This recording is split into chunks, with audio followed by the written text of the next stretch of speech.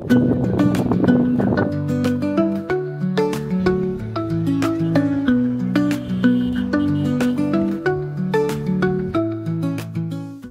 Everyone, আসসালামু আলাইকুম। সবাই কেমন আছেন? আশা করি সবাই ভালো আছেন। আমি আলহামদুলিল্লাহ ভালো আছি। তো আমরা আজকে আবার চলে আসলাম হচ্ছে পতেঙ্গা সি বিচে। আর এখন যেহেতু একেবারে ভাটার টাইম, সেজন্য হচ্ছে আমরা একেবারে নিচে চলে আসছি, অর্থাৎ একদম দক্ষিণ কর্নারে চলে আসছি। আর ওদিকে যে নতুন চরগুলো উঠছে ওখানে হচ্ছে মানুষের প্রচুর দল, প্রচুর পর্যটক ওইখানে আছে, ওদিকে আছে, এরপর হচ্ছে ওদিকে আছে, সব দিকে হচ্ছে পর্যটকদের দল। আর পতেঙ্গার সৌন্দর্য সবসময় আসলেই আপনাকে মুগ্ধ করবে, কারণ পতেঙ্গা কখনো কিন্তু অসুন্দর থাকে না। কখনো হচ্ছে জোয়ারে পরিপূর্ণ থাকে, আবার কখনো হচ্ছে বাটাতে একেবারে খালি থাকে। অর্থাৎ এখন যে আমি যেখানে দাঁড়িয়ে আছি, এখন যেহেতু পানি নেই সেজন্য হচ্ছে আমি এখানে দাঁড়াতে পারছি। পানি থাকলে কিন্তু এখানে দাঁড়ানো যাইতো না।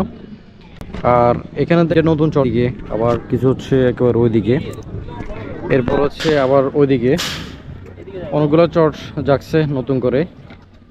আর পতেঙ্গাতে সবচেয়ে সুন্দর মোমেন্ট হচ্ছে বিকেলের টাইমটা। বিকেল হচ্ছে পতেঙ্গার আসল সৌন্দর্য প্রকাশ পায়। পতেঙ্গাতে কিন্তু অফ ডে বলেন বা অন ডে বলেন, দুইটাতেই কিন্তু মানুষের অনেক ভিড় থাকে, পর্যটকদের অনেক ভিড় থাকে। আর আজকেও ঠিক তার ব্যতিক্রম নয়, অনেক পর্যটক রয়েছে ওদিকে বেশি, বিশেষ করে একদম ওই কর্নার। আমরা একেবারে দক্ষিণ কর্নারে চলে আসছি।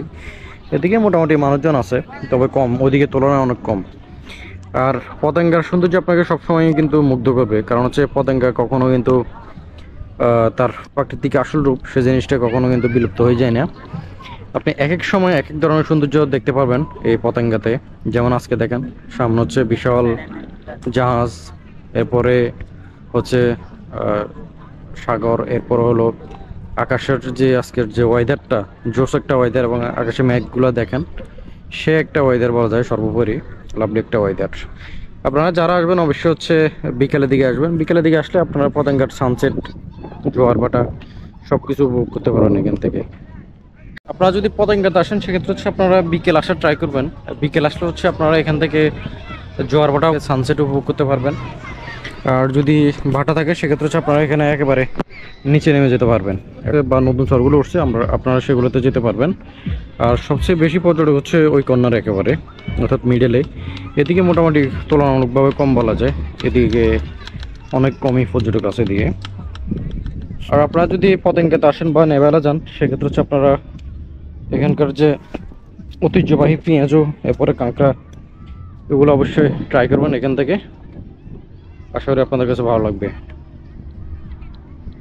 আপনাদের যাদের হচ্ছে মন খারাপ থাকে, আপনারা তখন হচ্ছে সমুদ্রের পাশে চলে আসতে পারেন। সমুদ্রের পাশে চলে আসলে সমুদ্রের ঢেউয়ের যে মৃদু শব্দ এবং মৃদু বাতাস, এই জিনিসটা আপনাদেরকে অনেক বেশি মুগ্ধ করবে এবং আপনাদের কাছে অনেক বেশি ভালো লাগবে।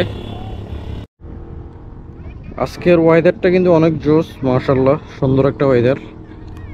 আকাশের দিকে দেখেন এবং মেঘগুলোর লেয়ারগুলো দেখেন। একদিকে হচ্ছে সূর্য ডুবে যাচ্ছে, অন্যদিকে হচ্ছে মেঘের লেয়ারগুলো। দুইটারই সৌন্দর্য মাশাআল্লাহ, অর্থাৎ দুইটার কম্বিনেশনে হচ্ছে এখানকার পতেঙ্গার যে সৌন্দর্য সেটা আরও অনেক বেশি বৃদ্ধি পেয়েছে বলা যায়।